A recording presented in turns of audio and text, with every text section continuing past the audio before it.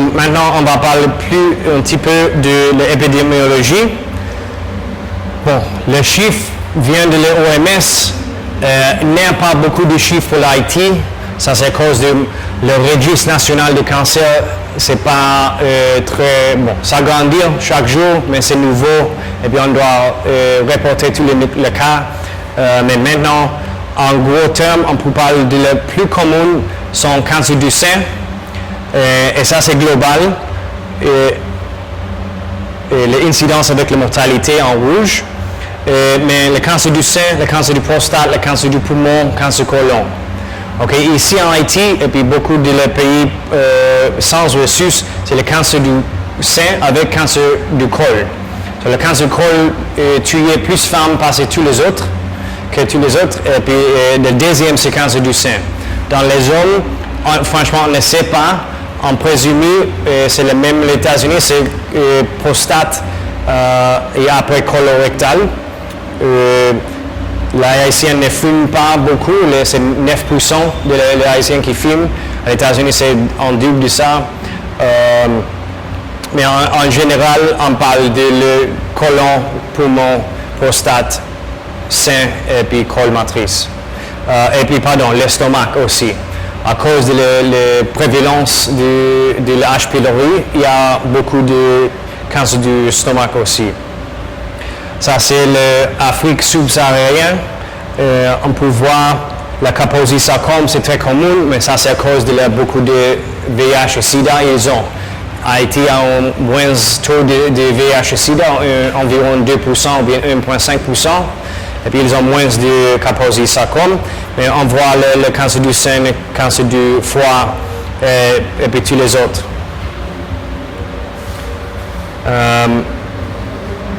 Et puis bon, ça dépend de l'Afrique et ça dépend des pays. Mais comme nous sommes à la Caribéenne, c'est plus important pour parler de ça. On peut voir les différences. Bon, ça c'est pour les enfants, mais les différences entre Europe et Afrique sont différentes toujours. Il faut toujours, quand on lit que c'est le cancer du prostate, c'est le plus commun dans le monde. On doit penser, est-ce que ça vrai en Haïti aussi ou est-ce qu'Haïti c'est différent?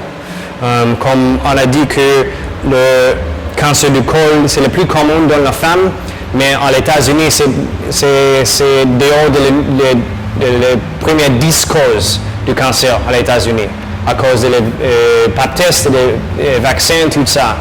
Et puis ça change par pays.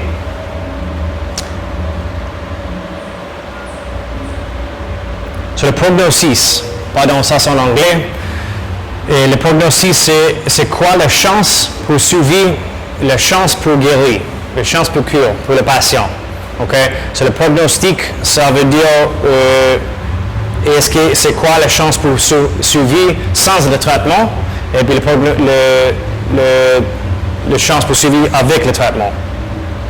Et puis comment on peut améliorer la qualité de la vie, comment on peut alléger ou bien enlarger la vie. Comment dit-on? Mettre les pilons. Prolonger, la vie. OK? Et parce qu'il y a plusieurs cancers, on peut guérir, on peut faire la cure. Et puis il y a plusieurs, comme le stade 4 du cancer du sein, qui sont traitables. On peut prolonger la vie 1 an, 2 ans plus, avec plus qualité de vie aussi, avec les chimios. So, le but du cancer, les cancérologies, ça change avec le type de cancer. Et puis comment on fait la mesure de la prognosis? Plus ou moins on estime par un groupe de patients. So, chaque patient c'est individuel, mais il faut, comme tous les autres maladies, il faut estimer par un groupe de 100 personnes par exemple. Et puis si on parle de 100 personnes, c'est la mortalité, le taux de mortalité, c'est dans 5 ans, normalement, on fait la mesure parce que 1 an, 2 ans, c'est trop bref. So, si on parle de le taux de mortalité dans 5 ans, pour chaque cancer, on peut savoir un petit peu la chance pour guérir. So, à les États-Unis, quand nous avons un cancer du col stade 3, le taux de mortalité pendant 5 ans, c'est, le taux de surveillance, de survie, c'est 80%. Et puis le taux de mortalité, c'est 20% pendant 5 ans. Et quand quand on parle des États-Unis, le taux de mortalité dans 5 ans pour cancer du poumon ou bien cancer du pancréas, ils ont c'est 80% le taux de mortalité.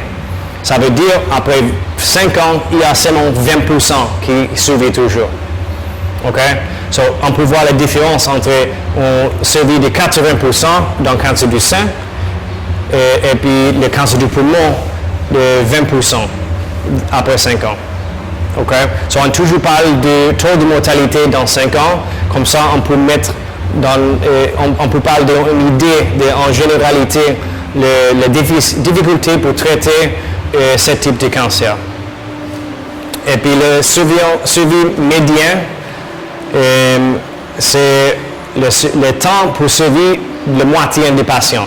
Et puis si nous avons 100 patients, si 20 meurent dans la première année et puis 30 dans la deuxième année, le médian de surveillance de survie, c'est 24 mois ou bien 2 ans, parce que la moitié de les patients survivent jusqu'à ce moment.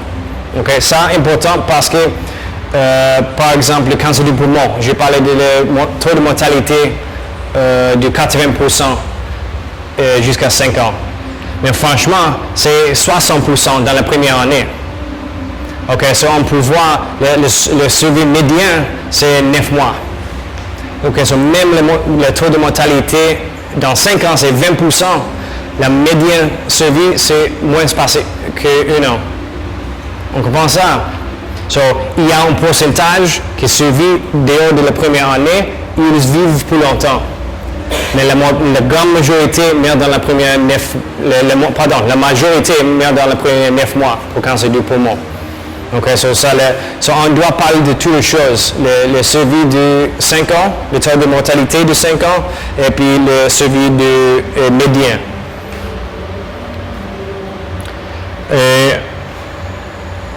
Ça, c'est la possibilité de revient ou récidiver avec le cancer. Ça, c'est une étude dans Italie dans les années 90. Et puis, on peut voir avec le chimio, on toujours fait ça. So, ça, c'est le temps. OK? Et puis, ça, c'est la probabilité pour survivre ou bien la probabilité pour le patient mourir. Et puis, ça, c'est le contrôle.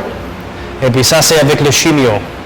So, on peut voir, avec le temps, il y a une différence de mortalité jusqu'à là. Et puis, après 20 mois, après 20 ans, il y a toujours une différence de mortalité. Et puis, comme ça, on peut dire le chimio change de mortalité.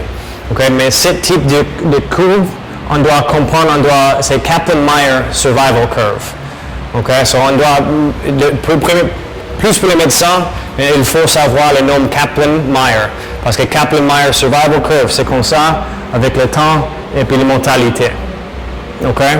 Et puis ça, c'est important pour discuter. Bon, le changement de mortalité, c'est là, plus ou moins, ne change pas. La différence de mortalité, c'est plus ou moins le même. Et puis, on fait plus d'effet dans les premiers 5 ans par tous les autres. Et quels facteurs affectent le prognosis? Le type de cancer, on parle du cancer du poumon contre le cancer du sein, c'est différent. Et puis le stade, toujours le stade 1 et 2, c'est plus simple pour traiter que le stade 3 et 4. Et l'âge de le patient, la santé de le patient. S'il y a un patient avec problème de cœur, le sucre, le diabète, la tension, avec le cancer, c'est plus difficile pour traiter ce type de cancer des patients. Et puis, on parle toujours de la chose génétique de le cancer. Il y a le grade de le cancer, et puis le grade 1, 2, 3, on parle de ça plus tard, mais le grade 1, c'est moins sévère parce que le grade 3. Parce que le grade 3, c'est plus agressif génétiquement. Ça veut dire que c'est une chose dans le tumeur, dans le gène de la tumeur qui cause le tumeur pour multiplier, pour proliférer plus vite ou bien pour métastaser plus vite. Et puis ça, c'est une chose génétique si on ne change pas. Et puis ça, pour être une femme pour avoir un cancer du sein qui vive est normal pour 5 ans et l'autre qui meurt dans 12 mois à cause de la chose génétique, même on donne le même type de traitement. Ok, so on doit parler maintenant de performance status, le statut fonctionnel. Ok, sur le statut fonctionnel, on utilise le ECOG. C'est pas important, mais c'est le Eastern Carolina Obstetrics Group. So, maintenant, je juste parle de ECOG. Il y a 5 étapes. La première, c'est normal. C'est nous-mêmes. C'est une personne qui n'a pas de limite. Ok, je peux jouer football sans problème. Et la première, ça c'est 0. 1, c'est une personne une femme qui peut faire toutes les choses dans la maison et pour faire le commerce sur la rue, mais elle ne peut pas jouer le football, par exemple. OK? So, juste avec l'exercice qui est très dur, il arrive pour... il a problème. Ça, c'est ECOG 1. Le ECOG 2, il peut marcher normal. Il passe 50% de la vie dehors de la lit. C'est important. Okay? La différence entre 2 et 3, c'est seulement ça. Le 3, c'est dans la lit plus que 50% dans la journée.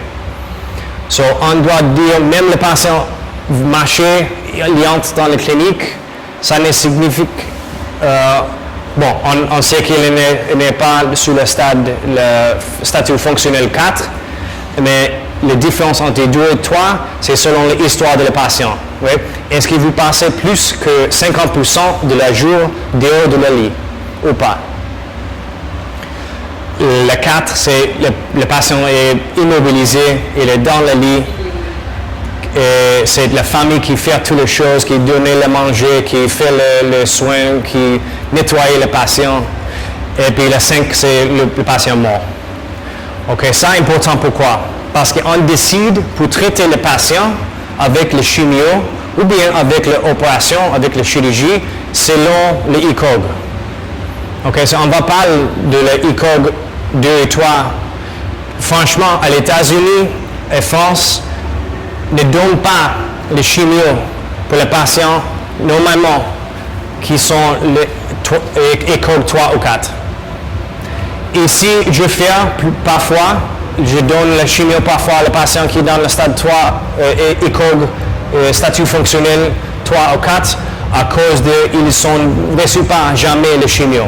À les États-Unis, quand ils arrivent ici, ils ont reçu première ligne, deuxième ligne, troisième ligne. Et c'est pour ça qu'on décide, OK, non, on ne donne pas.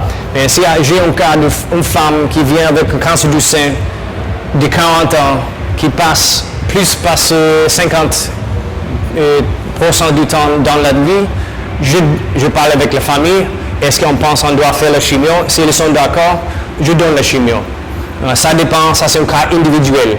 Mais en gros terme, on doit éviter pour donner le chimio, bien sûr dans le statut fonctionnel 4. Le statut fonctionnel 3, on doit parler avec le patient, on doit individualiser les traitements. Il y a des questions sur le statut fonctionnel, parce que ça c'est vraiment important pour comprendre. Avec le sida, avec la tuberculose, on peut donner le traitement, même ils sont dans le statut fonctionnel du stade 4, pas vrai? Mais comme la chimiothérapie, c'est une chose toxique, on doit éviter le chimio dans ce type de patients parce qu'ils ne reçoivent pas de bénéfices. Le médicament toxique pour tuer le patient, juste à cause de le médicament. Et puis, c'est pour ça qu'on évite pour donner dans le statut fonctionnel 4. Et puis, normalement, dans le 3 aussi. Vous aviez dit tout à l'heure qu'aux États-Unis et en France, donc à partir du stade 3, on ne fait pas de chimio. Exactement. Exactement. Dans la chimiotoxique, si on fait la thérapie hormonale, on peut donner, ou bien la thérapie génétique, on peut donner. Mais la chimiothérapie classique qui cause tous les effets secondaires qu'on va parler, on ne donne pas. Le stade 3, le statut fonctionnel, pardon, il faut que nous soyons clairs quand on parle. Je dois toujours dire le statut fonctionnel 3, parce que ça c'est vraiment différent que le stade 3. Le stade 3, c'est le type, où est le cancer dans le corps. So, le statut fonctionnel, le statut fonctionnel 3 et 4, à l'États-Unis, on ne donne pas la chimiothérapie. Et puis ça, c'est une chose qu'on doit discuter ici. Si j'ai une femme de 81, je ne donne pas le statut fonctionnel 3. Mais si elle a 35 ans, elle a 2 enfants, ça c'est la première ligne. Oui, on peut donner.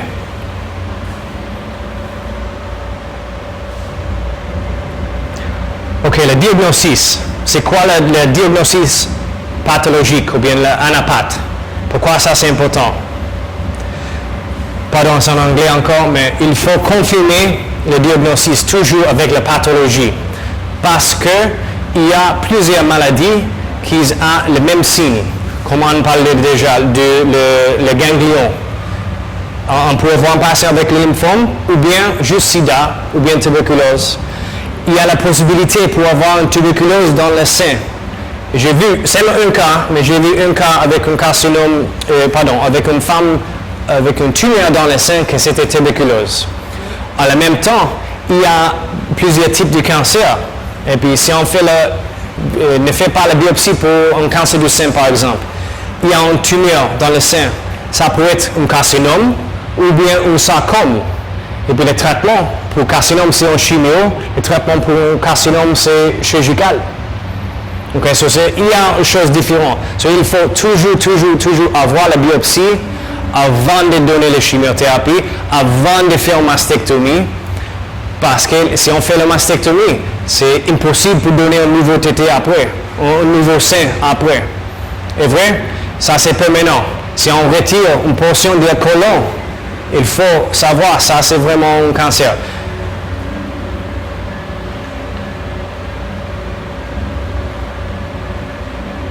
Et puis il y a plusieurs types de cancers qui sont, on peut savoir, bon, ça c'est une leucémie, mais quel type de leucémie? Leucémie aiguë, chronique, leucémie myélodique ou bien lymphoblastique. Il faut faire la biopsie toujours. Et puis le plan de traitement, c'est différent pour chaque type de tumeur. Comme on parle de leucémie myéloïde aiguë, c'est plus ou moins incurable ici à Haïti. Mais leucémie lymphoblastique aiguë, c'est curable. Avec la biopsie, avec la pathologie, on peut traiter le patient. Et puis comme le traitement pour cancer, c'est toxique. Ouais, c'est pour couper, c'est pour retirer, enlever le sein, enlever le pied, donner un médicament toxique. Il faut savoir bien sûr que nous sommes avec un patient avec un cancer diagnostiqué. Il y a plusieurs options pour faire la biopsie. On parle de ça plus tard, on ne voit pas, mais il y a la biopsie excisionelle. Ça veut dire que le chirurgien a enlevé complètement le tumeur en même temps. Et puis, si ça c'est un cancer traité par chirurgie, ça peut être le traitement définitif. Mais normalement, on peut faire le BAF, ça c'est le FNA, c'est le BAF, et c'est juste avec une aiguille, juste pour voir plusieurs cellules. On peut faire un core needle, ça c'est avec une aiguille qui est plus large pour entrer dans les tumeurs, pour avoir un spécimen qui est plus large, pour faire récepteur hormonal, pour faire quelque autre chose. Parce que le BAF pour dire seulement ça c'est cancer ou pas, parfois. Et puis avec le core needle, on peut faire plus de spécimens et puis on peut voir plus. Ou bien on peut faire le myélosèse pour le lymphome et la leucémie. Le stade. C'est quoi le stade? Le stade, c'est où exactement dans le corps est le cancer. Si on parle du cancer du sein, et chaque type de cancer a sur leur type de stade. Et puis le stade pour le cancer du sein est différent que le stade du cancer du côlon. Ça c'est à cause de l'anatomie. Ouais, quand on parle du cancer du sein, on parle de la mesure de la tumeur, moins que 2 cm, plus que 2 cm jusqu'à 5 cm, et bien plus que 5 cm. Avec le ganglion, on détermine le stade. Même pour le cancer côlon, c'est en dans le côlon, c'est dehors de le côlon, c'est dans le ganglion et puis c'est métastasé distant. Okay? So, le traitement pour cancer du sein local, avancé local et puis métastasé, c'est différent. So, il faut faire la biopsie et après faire le bilan pour savoir le stade. Et puis avec ça, on peut déterminer le prognosis. Est-ce que ça c'est un patient qui est traitable ou pas? Et est-ce que ça c'est un cancer on peut curable ou pas? Et puis c'est quoi le traitement? Est-ce qu'on va donner la chimio avant et puis chirurgie après? Est-ce qu'on va commencer avec la radiothérapie? Comment on va faire ça? Mais c'est seulement avec le stade on va savoir. So, toujours quand on parle avec un médecin, bon, j'ai un cas d'une femme de 45 ans avec un cancer du sein, ça c'est le diagnostic anapathe, stade 3B par exemple. On sait les patients de qui on parle. Parce qu'un stade 1, c'est très différent qu'un stade 3. Et puis ça, c'est il y a la chose, le stade, normalement, le stade, on parle du stade 1, 2, 3 et 4. Le stade 4, c'est le plus avancé. Le stade 1, c'est le plus bonheur. OK? So, quand on parle de statut fonctionnel, on doit parler du statut fonctionnel 1, 2, 0 jusqu'à 5. Quand on parle de la stade de le cancer, on doit parler jusqu'à stade 1 jusqu'à stade 4. Dans ça, il y a le stade 2A, le 2B, le 3A. Mais ça dépend du type de cancer. C'est quoi exactement le stade A, 2A ou bien stade 2B. So, on utilise l'examen physique. So, on parle de la mesure de la tumeur. Ouais, comme cancer du sein, moins que 2 cm, 2 cm jusqu'à 5 cm, plus que 5 cm. Où sont les ganglions? Est-ce que ce sont seulement axillaires ou bien contralatérales aussi? Est-ce que ça c'est un patient cancer côlon avec une tumeur palpable? Ou bien c'est juste, je ne trouve pas rien de le ganglion? Même on utilise le bilan du sang, par exemple pour le lymphome, le leucémie, on utilise le numéro de globules blancs pour savoir. Et puis on utilise les images. À l'États-Unis, en France, on utilise le scanner, mais ici, on peut faire la radiographie thorax avec sonographie du foie, par exemple, pour faire le stade pour cancer du sein.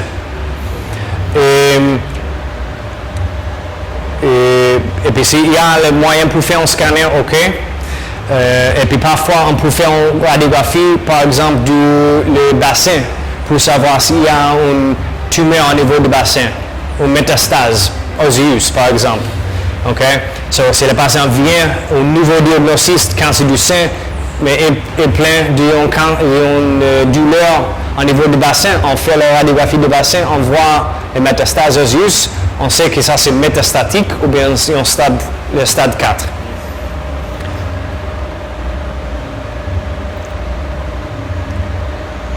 OK, so il y a dans le cancer des adultes et les enfants, il y a le cancer des enfants qu'on ne se voit pas dans les adultes et principalement ça c'est une formation pour les internistes.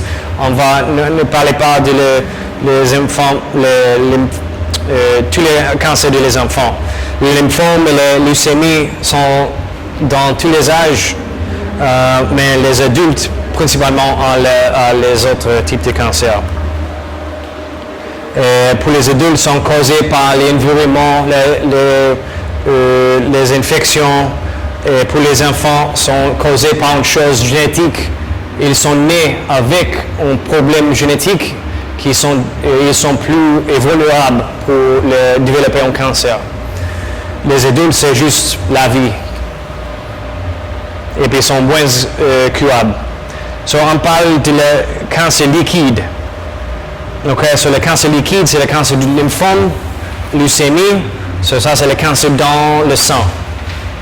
Et le lymphatique aussi dans la moelle osseuse. Okay? Il y a moins de types et en général, comme ils sont dans tout le corps, on traite avec chimiothérapie. Parce que c'est impossible pour faire une opération pour couper pour enlever le sang. Ouais, so on fait la chimiothérapie. Mais ils sont plus sensibles pour la chimiothérapie et puis même ils sont dans le stade avancé, on peut traiter.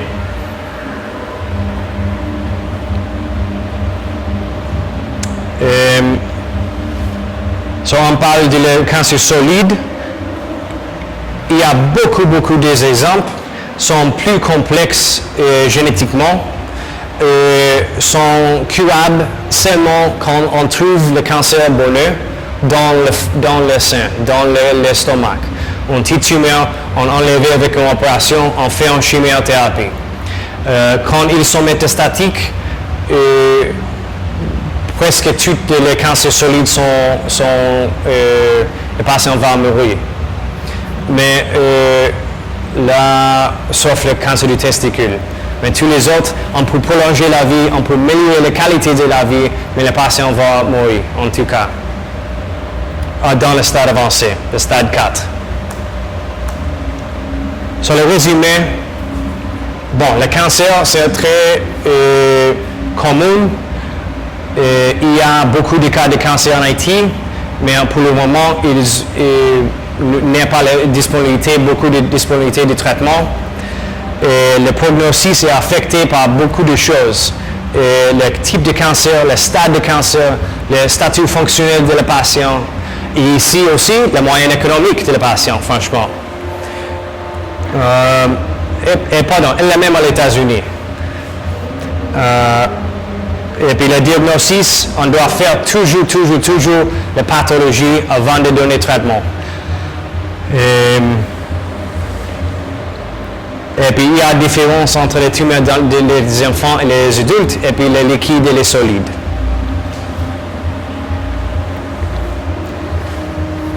Il y a des questions? Ouais.